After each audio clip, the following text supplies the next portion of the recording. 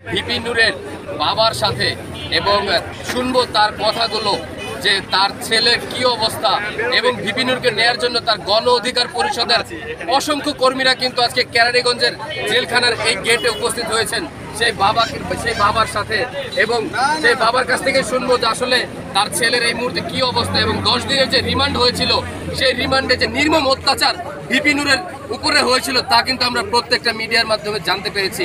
আজ সেই বাবা দাঁড়িয়ে আছে তার সন্তানকে নেওয়ার জন্য। তার সম্বন্ধে কি বলবো, অবস্থার সম্বন্ধে বলতে গেলে তো বুকটা ফেটে যায়।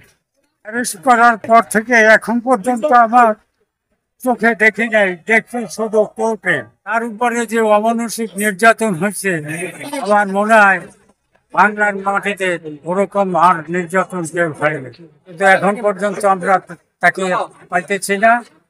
আমরা তো এখনো তীর্থের কাকের মতো একাইয়া আছি, কখন আসে।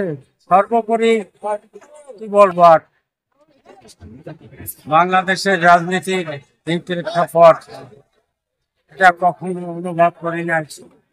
তার দল এবং সে আজ পর্যন্ত কোথায় কোনো জ্বালাও পোড়া ভাঙচুর প্রতিবাদ করে নাই, আঘাত খাইছে প্রতিবাদ করে নাই, তার উপরে বারবার হামলা এবং তাকে মিথ্যা মামলা দিয়া জেল হাজতে নিয়ে তাকে 10 দিন রিমান্ড দিচ্ছে। এটা অমানসিক নির্যাতন। রিমান্ড দেওয়ার নিয়ম যেটা আমরা সেটা জানি। রিমান্ড তো তাকে জেল গেটের সামনে গিয়ে জিজ্ঞেস করবে, কিন্তু তাকে ডিবির অফিসে নিয়ে রিমান্ড দেওয়া হয়েছে।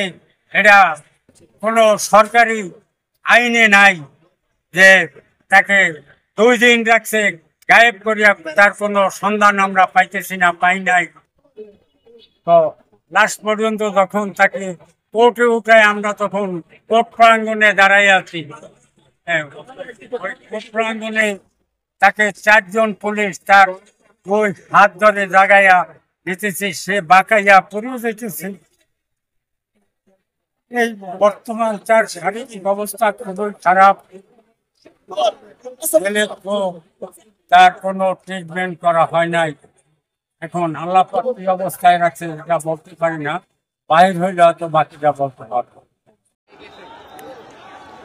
অবশেষে কারাগার থেকে মুক্তি পেলেন ভিপি নূর। 10 দিনের রিমান্ডের স্বৈরাচারী সরকারের নির্মম অত্যাচারের শিকার ভিপি নূর এবং এই ভিপি নূরকে নেওয়ার জন্য গণ অধিকার পরিষদের বিভিন্ন কর্মীরা কিন্তু আজকে কেন্দ্রীয় কারাগারের সামনে দাঁড়িয়েছিল এবং তারা তাদের নেতাকে পেয়ে খুবই উৎফুল্ল। দেখতেই পাচ্ছেন যে হাজার হাজার মানুষের ঢল, কেউ বা ফুলের তোড়া নিয়ে, কেউ বা বিভিন্ন ধরনের বরণ করার জন্য ফুলের মালা নিয়ে দাঁড়িয়ে আছেন। আমরা ভিপি নূরের বাবারও একটি সাক্ষাৎকার পেলাম। আমরা দেখলাম যে ভিপি নূরের বাবা 10 দিনের রিমান্ডের কি আবেগঘন একটি বার্তা আমাদেরকে দিলেন।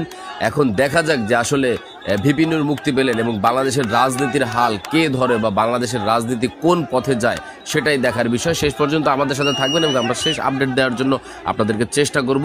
দেখতেই পাচ্ছেন যে প্রচণ্ড পরিমাণে ভিড়ের মধ্যে আছে এবং ভিপি নূর মুক্তি পেয়ে কিন্তু আসলে এখন বাড়িতে যাবে নাকি তার ঢাকার বাসস্থানে যাবে সেটাই এখন দেখার বিষয়।